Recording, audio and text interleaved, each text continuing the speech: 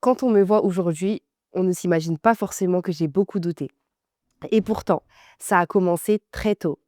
Pendant mes études déjà, j'avais des moments compliqués, des difficultés de concentration, l'impression de devoir fournir beaucoup plus d'efforts que les autres pour arriver au même résultat. En alternance aussi, il y a eu des périodes où je me sentais en décalage. Je faisais ce qu'il fallait, je suivais le rythme, mais intérieurement, je me posais beaucoup de questions. Je regardais autour de moi, je me demandais pourquoi certaines semblent y arriver beaucoup plus facilement que moi. Il y avait souvent cette pensée qui revenait. Est-ce que je vais y arriver? Et juste après, pourquoi les autres y arrivent et pas moi? Je n'avais pas forcément de réponse claire.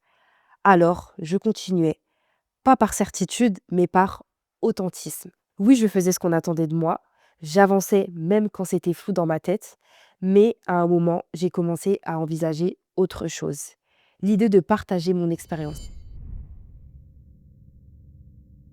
Pas pour me mettre en avant, mais pour que d'autres puissent se reconnaître. Et honnêtement, au départ, je n'étais pas du tout fan de l'exposition sur les réseaux.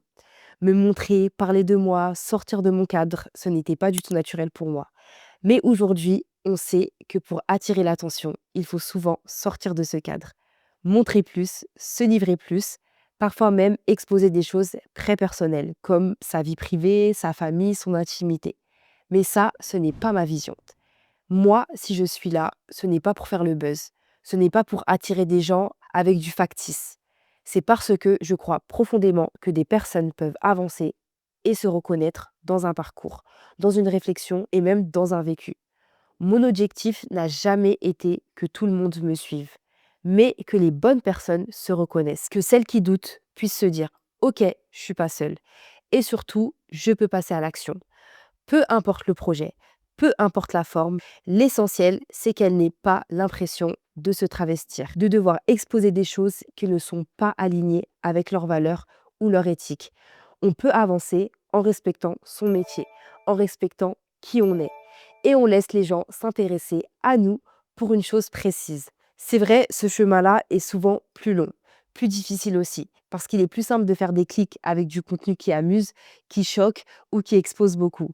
Mais quand on fait les choses avec passion, on ne compte pas les sacrifices de la même manière. Et surtout, les résultats ne sont peut-être pas immédiats, mais ils sont beaucoup plus solides. Il y a une chose que beaucoup de femmes ont en commun, mais qu'on ne dit pas souvent à voix haute, c'est le doute. Douter avant de se lancer, hésiter, se poser 1000 questions, se demander si on est capable, si c'est le bon moment ou est-ce qu'on fait le bon choix. Je connais très peu de personnes qui se sont lancées sans douter, sans hésiter, sans avoir peur. Et pourtant, ils l'ont fait quand même.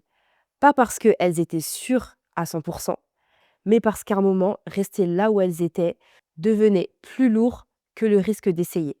Le doute ne veut pas dire qu'on n'est pas faite pour quelque chose. Il veut souvent dire que ça compte vraiment. Hésiter, ce n'est pas être faible, c'est être conscient. Ce qui fait la différence, ce n'est pas l'absence de peur, c'est ce qu'on décide d'en faire. Quand je repense à cette période où je doutais autant, je me rends compte d'une chose importante. Ce n'est pas parce que je n'étais pas capable, c'est que je n'avais pas encore confiance. Avec le recul, je comprends que continuer malgré le flou n'était pas une faiblesse, c'est déjà une forme de force. Et aujourd'hui, si je peux te dire une chose, c'est que tu peux avancer même sans tout savoir, même sans être sûr à 100%, même quand le doute est encore là. Si tu te reconnais dans ce que je dis, si ces questions te traversent aussi, alors cette chaîne est sûrement faite pour toi.